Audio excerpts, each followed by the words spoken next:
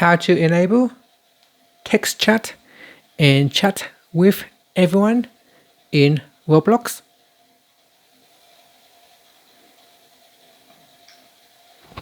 On the home screen, start the Roblox game. Then tap on More.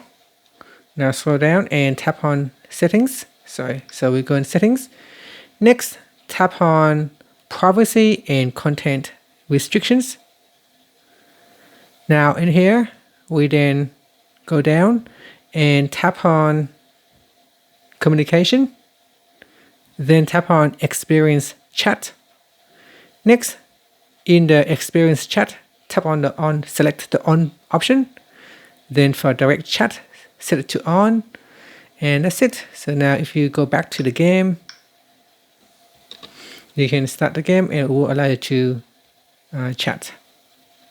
Okay, here's if you tap on the chat icon, you can now start to chat with other people. And that's it. Thank you for watching this video. If you find it helpful, please like and subscribe to my channel for more videos.